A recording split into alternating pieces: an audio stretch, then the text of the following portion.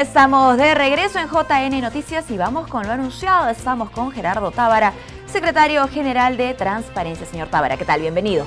Un gusto, Mirta, y buen inicio de año. Por supuesto, muchísimas gracias por acompañarnos. Tenemos que empezar el año, por supuesto, así poniendo en agenda nuevamente nuestra reforma electoral y aquello que está pendiente, más aún cuando corre también nuestro cronograma. Existe una preocupación que agrupa diferentes sectores. Lo veíamos en el bloque anterior con esta nota. Estamos hablando de aquella ley que prohíbe a condenados por terrorismo, apología al terrorismo, narcotráfico, corrupción y violación sexual, postular a cargos de elección popular, y frente a esto, Transparencia ha hecho un pronunciamiento.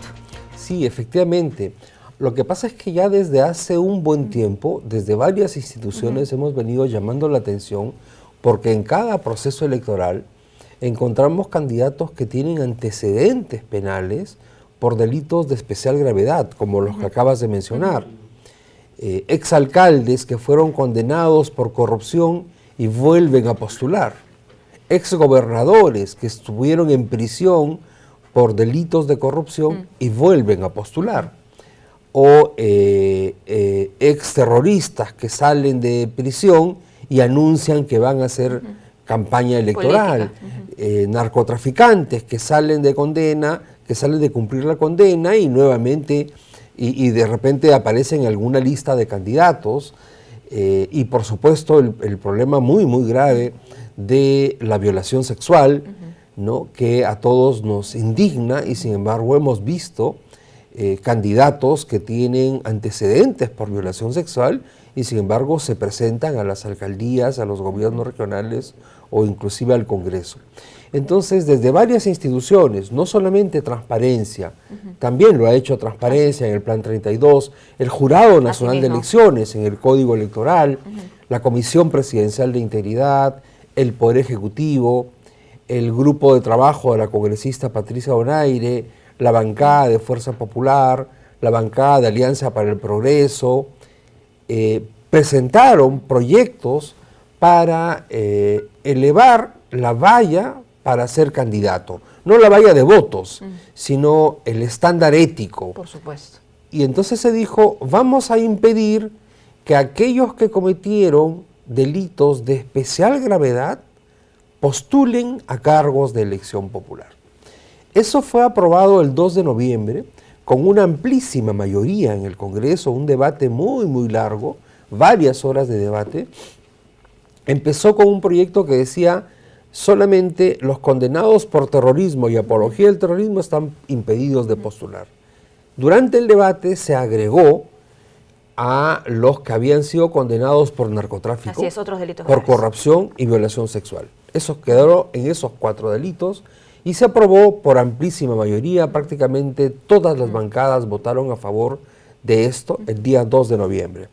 Fue enviado a la autógrafa, al Poder Ejecutivo, para que la promulgue, y hacia fines de noviembre el Ejecutivo la devolvió al Congreso con una observación.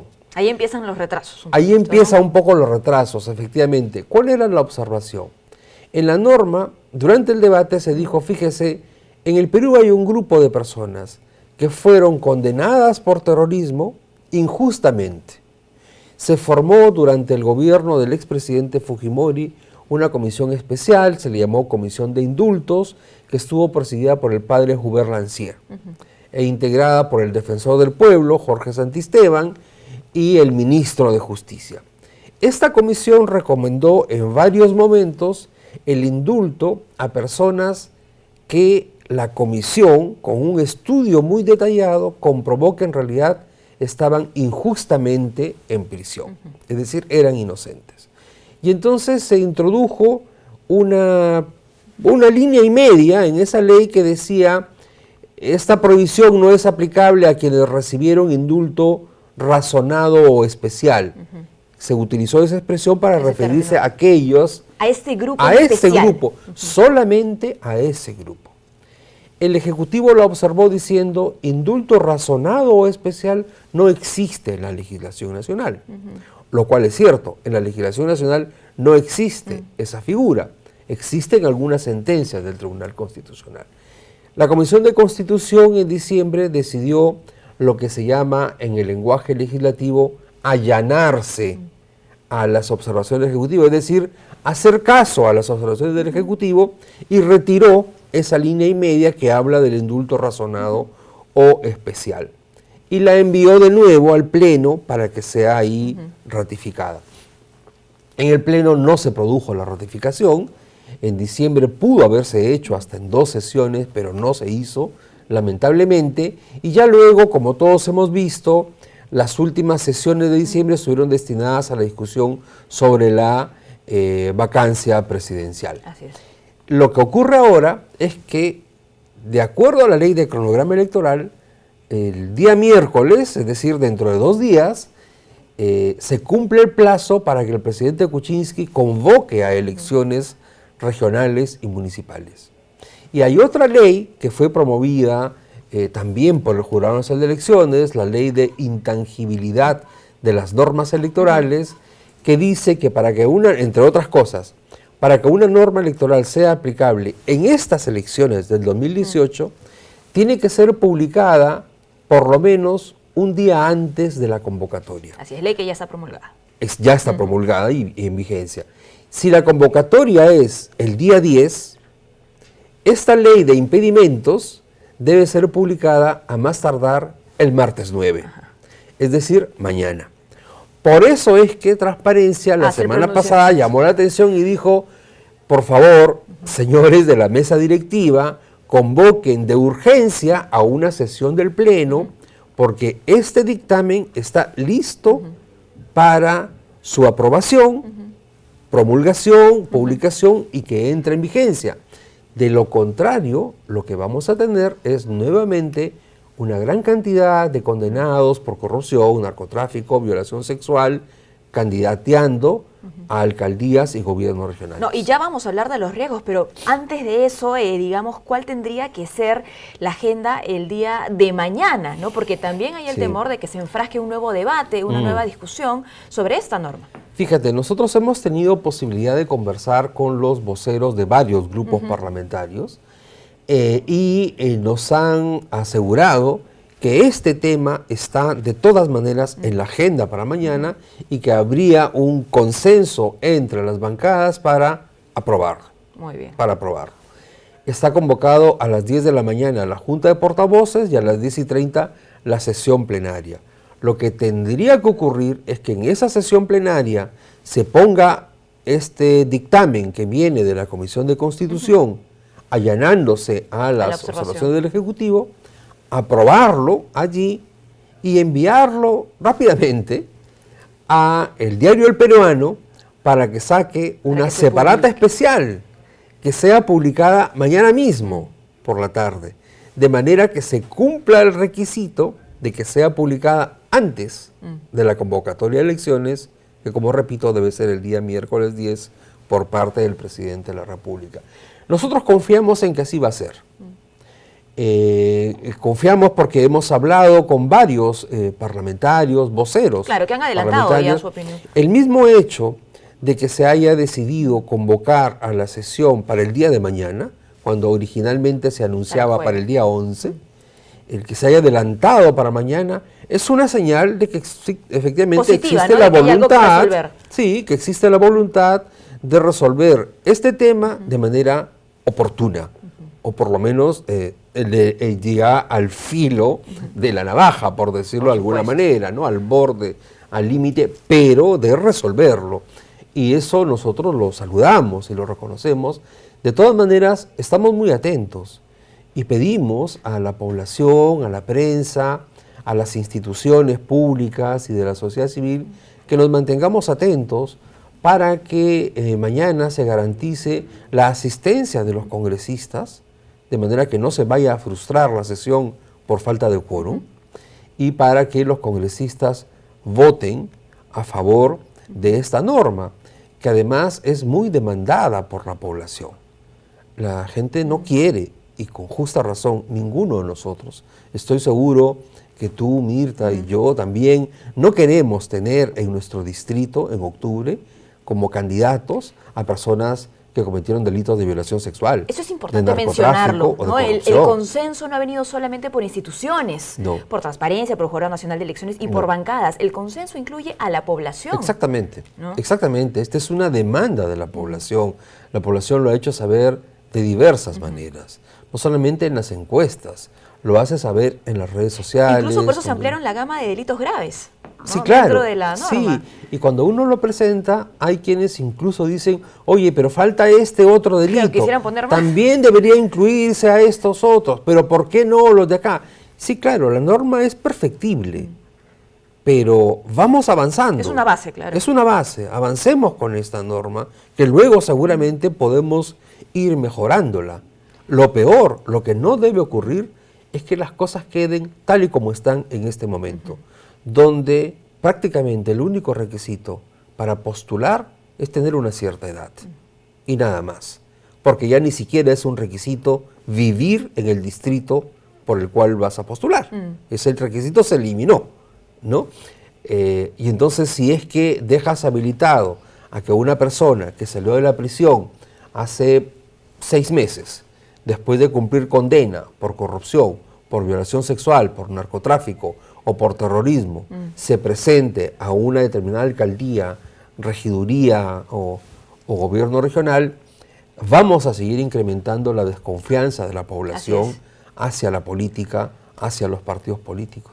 Ahora, esta proyección positiva, por supuesto, de lo que queremos pase el día de mañana, no puede alejarnos de una reflexión importante, ¿no? Porque si bien el marco normativo establece o podría establecer que tengamos mejores candidatos, tenemos tareas pendientes para elegirlos.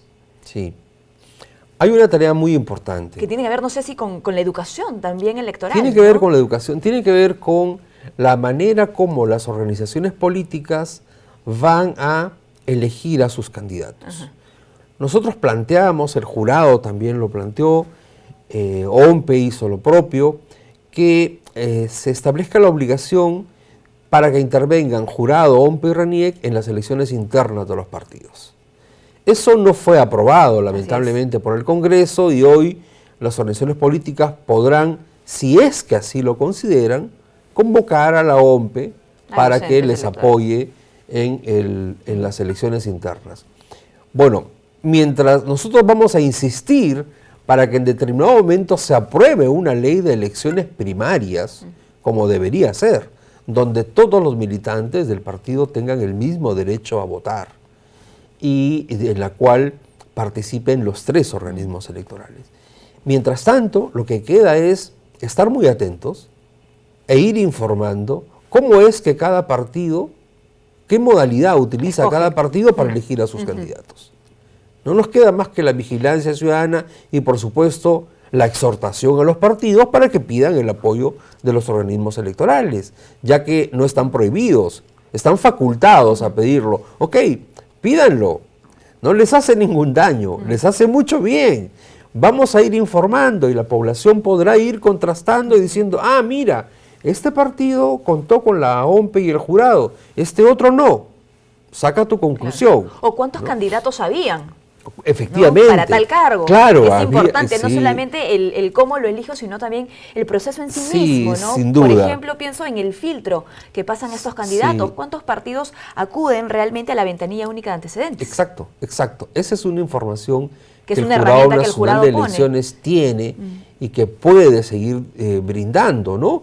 La información para que los partidos conozcan los antecedentes de sus precandidatos a través de la ventanilla única, y también la información hacia la población para saber qué partidos consultaron la ventanilla única y cuáles son los que no han hecho uso de esta herramienta, que sin duda es muy valiosa. Eso ayuda a que la gente nos vayamos formando una opinión que mejore la calidad de nuestro voto. Ahora, todo esto podría enmarcarse seguramente en un escenario ideal, ¿no? Pero lamentablemente encuestas también revelan que el elector común busca información meses antes de una elección, Sí. ¿no? Cuando todos estos procesos ya pasaron. Sí, por eso es que es muy importante el trabajo que ustedes hacen desde el canal del Jurado Nacional de Elecciones, como lo hacen las diversas emisoras, ¿no? Unas con mucho más énfasis que otras, pero es muy importante el trabajo de la prensa, nacional y de la prensa local y regional. Del seguimiento que se le hace, ¿no? Para dar seguimiento, para ir informando, para anticiparnos. Por ejemplo, ahora, en medio de esta crisis política generada, primero por el periodo de vacancia, luego por el indulto al señor Alberto Fujimori, hemos estado y seguimos todavía en un momento de crispación política que por poco y nos olvidamos de que ya tocaba convocar elecciones. Por poco y nos olvidamos de que estaba pendiente la aprobación de esta norma de impedimentos para ser candidato. Hemos tenido que hacer una suerte de alerta y decir, ojo, miren, no nos olvidemos de esto. Y entonces operar, ¿no?, para que esto funcione. Entonces, creo que eso es muy importante. Sin duda la ley puede mejorar el panorama, pero no resuelve las situaciones por completo. De eso estamos conscientes, eso lo sabemos todas las personas, incluyendo los abogados, que no es que todos estamos creyendo que la ley es la varita mágica que resuelva. No, no, no. Insistimos mucho en el cambio de las reglas, en la mejora de las reglas electorales, porque valoramos eso como parte del Estado de Derecho. Pero sabemos que hay un tema de cultura política, de educación ciudadana, que es fundamental y que no descuidamos. Desde Transparencia lo trabajamos insistentemente a través de la red de voluntariado de Transparencia, a través de las capacitaciones que hacemos permanentemente y a través de los mensajes que vamos lanzando vía las redes sociales, el Twitter, el Facebook, que llegan mucho a determinados públicos, no a todos, pero a determinados públicos, ¿no? Siguiendo con esta pausa que lamentablemente se hizo en nuestro país y en la agenda de aquello que necesita ser promulgado, una vez que se haga la sesión del día de mañana y esperemos se promulgue esta ley, ¿qué estaría o qué pondría usted en agenda si hablamos de normativa electoral? Bueno, luego va a ser muy importante la reglamentación que corresponde a los organismos electorales. Va a ser muy importante estar atentos a el formato de hoja de vida que se aplique, porque es lo que luego los candidatos tienen que llenar y ya sabemos que nos encontramos con problemas porque no pocos candidatos ocultan información en la hoja de vida, ¿no? O la tergiversan, se inventan títulos profesionales que no tienen. Tenemos esos antecedentes. Sí, ¿no? Ocultan alguna sentencia, en fin. Y hay que recordar que la hoja de vida es una declaración jurada obligatoria. No se puede mentir en la hoja de vida. Y el primer filtro en la hoja de vida es la organización política. Y luego el Jurado Nacional de Elecciones, ¿no?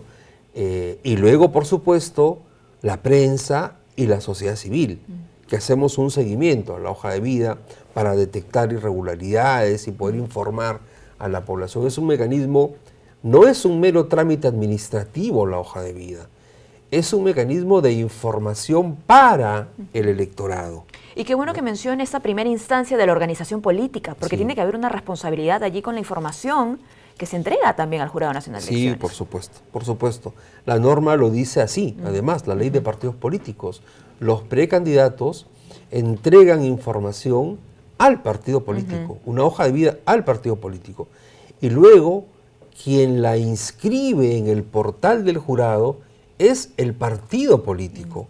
El personero del partido político es el que entrega la hoja de vida de los candidatos al Jurado Nacional de Elecciones. No es cada candidato por su cuenta. De manera que hay un filtro. Y por eso la ventanilla única de antecedentes electorales. Hay un tema, Mirta, que se ha quedado ahí pendiente, que fue regulado de manera deficiente en el Congreso de la República, que es el del control de las finanzas de campaña. De eso hemos hablado, cuando estaba en plena discusión, aquí hemos tenido y sobre todo sus diferentes puntos, porque hay que decirlo, son varios. Exactamente. Se dieron pasos significativos. Por ejemplo, en la nueva norma sobre el control de las finanzas de campaña, se dice que las personas condenadas o con prisión preventiva por corrupción, terrorismo, narcotráfico, violación sexual y otros delitos no pueden aportar dinero Así a los es. partidos en las campañas electorales. Eso está muy bien. Se dice que los aportes superiores a una UIT, 4.050 soles, tienen que hacerse a través del sistema bancario. Eso está muy bien. Pero también se dice que los partidos políticos y movimientos regionales entregan el reporte de ingresos y gastos a la OMPE después de que ya terminó el proceso electoral. Y no durante el proceso electoral como ha venido siendo hasta ahora. Hasta ahora OMPE establecía, porque estaba habilitado por la ley, un cronograma y a lo largo de los 6 meses de la campaña los partidos iban entregando reportes de lo que se iba gastando y los ciudadanos podíamos enterarnos. OMPE podía supervisar si era cierto o no y el electorado podíamos saber, oye, este partido está gastando más que este otro, ¿de dónde lo saca? Lo puedo encontrar en OMPE, etcétera. Que es importantísimo, además lo hemos dicho, ¿no? No solamente hay que examinar la propuesta de un candidato, sino cómo maneja sus finanzas y las finanzas de su campaña. Es parte de su perfil. Siempre hemos dicho, para decidir tu voto, una pregunta que tienes que hacer es, ¿quién financia al candidato? Bueno, pues no lo vamos a poder saber por la vía oficial, porque ya no están obligados a presentar esos reportes a la OMPE. Desde Transparencia estamos buscando medios alternativos para que esto se conozca, para que se conozca quién está financiando a las organizaciones políticas durante la campaña electoral, o para que las propias organizaciones políticas, aunque la ley no los obliga, lo digan en aras de la transparencia y eso beneficie su relación con la población, con el electorado, y el electorado tenga una mejor visión. Ese es un tema que va a ser importante, cómo lo abordamos durante la campaña, pero también nosotros esperamos que llegado el momento sea corregido. Ese error que ha cometido el Congreso de dar un paso atrás en materia de transparencia de las finanzas de campaña tiene que ser corregido en determinado momento. Cuando dice llegado el momento se refiere ya no a estas elecciones, sino estas a las elecciones siguientes, ya no es posible, pero sí para las de 2021. Claro. Tiene que ser corregido ese punto. Con otros temas que están pendientes de discusión y están en la agenda, ¿no? El voto preferencial, por ejemplo, la distribución de las circunscripciones. Algunos sostienen o sostenemos que hay circunscripciones demasiado grandes que hacen que sea difuso saber quién es el representante. Lima, por ejemplo. Claro, bueno, y sin duda este proceso electoral nos va a dejar muchas lecciones, Sí, ¿no? claro. Entonces, las correcciones, ajustes, en fin, modificaciones que vengan más adelante no van a ser solamente pues por insistencia y consenso. Pensemos que van a ser también debido a lo aprendido, ¿no? Exactamente. A lo vivido en ese Así es. proceso electoral. Así es, sí, sí. De manera que vamos pues a estar muy atentos a lo que ocurra mañana en la sesión del Pleno, confiados y atentos al mismo tiempo, ¿no? Hacemos una vigilancia permanente, una vigilancia proactiva, es lo que hace Transparencia para, en este caso ya, garantizar que haya una asistencia que permita el quórum necesario y para ver la votación, el voto de cada uno de los congresistas. Cada persona desde su región puede mirar cómo vota su congresista para impedir este tipo de candidaturas. ¿Esta vigilancia proactiva que tiene Transparencia, considera usted que se está promoviendo también en los ciudadanos con respecto a lo que ha pasado en los últimos meses? Sí lo creo, sí lo creo. Fíjate, uno de los soportes de Transparencia es una red de voluntarios de 2.000 personas en todo el país, que son ciudadanos, la gran mayoría jóvenes y la gran mayoría mujeres, que participan activamente y nos están enviando información, difundiendo información, alcanzando propuestas, sugerencias, desarrollando iniciativas muy creativas de educación ciudadana y electoral. Y también porque cuando uno mira las redes sociales, que son cada vez más importantes en la política, encuentra mucho interés de la gente, ¿no? Y van dando datos y te dicen, sí, porque en mi distrito o en mi provincia está este señor que quiere ser candidato y que tiene estos antecedentes y en este otro. Tenemos que confiar y alentar la vigilancia ciudadana, que es un derecho y una responsabilidad. Por supuesto, responsabilidad también. Ingresen a la página web de Transparencia. Sería Sí. bueno también que investiguen un poco dentro de la misma web, ¿no? A través de la navegación y vean los diferentes reportes que han elaborado. Sí, y al blog de Transparencia, que está siempre contando con información sobre esto, que se llama así justamente, blogdetransparencia.org.pe. Muy fácil. Muy bien, muchísimas gracias. A ti, Mirta, muchas gracias. Don Gerardo, como por siempre. habernos acompañado. Es un año distinto, sin duda, pero los retos permanecen para elaborar una mejor normativa electoral.